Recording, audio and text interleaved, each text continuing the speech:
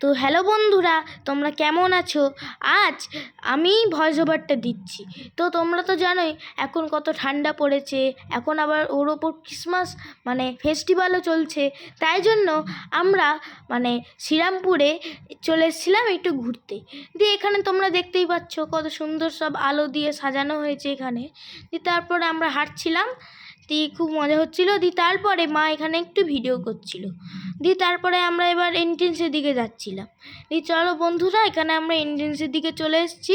তারপরে এখানে একটা সেলফি জোন ছিল, এখানে সান্টা ক্লজ ছিল আর আমি এখানে দাঁড়িয়ে কিছু ফটো তুলছিলাম।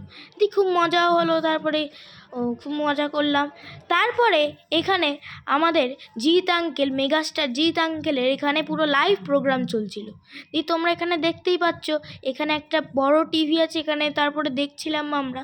দিয়ে তারপরে সবাই এখানে অনেক লোকজন ছিল, আমরা এখানে সবাই দেখছিলাম যে জিৎদা পারফর্ম করছে। দিয়ে তারপরে আমরা মেন মাঠে ঢুকে গেলাম, যেখানে পুরো লাইভ কারেন্ট কি বলবো, ওটা লাইভ চলছে জিৎ আঙ্কেলের। দিয়ে তারপরে আমরা আস্তে আস্তে ভিতরে ঢুকে গেলাম, কিন্তু এত ভিড় ছিল ভেতরে যে আমরা ভালো করে দেখতেই পেলাম না, মুখটাই দেখতে পেলাম না। কি হবে ওখানে এত ভিড়, সবাই দেখতে গেছে। দিয়ে আমরা এখানে সব দেখছিলাম কিন্তু দেখতেই পেলাম না, তবু এখানে দেখলাম। দিয়ে তারপরে এই পাশে চার্চ ছিল, চার্চের এখানে আমরা একটু ঘুরে বেড়াচ্ছিলাম, দেখছিলাম এখানে কি পাওয়া যায় খাওয়ার জন্যে। দিয়ে এখানে সব দেখছিলাম কি সুন্দর আলো দিয়ে করেছে, এখানে কি কি খাবারের দোকান আছে। তারপরে আমার খুব খেতে ইচ্ছে করলো ঘুগনি, দিয়ে মা আমাকে ঘুগনি খাওয়ালো।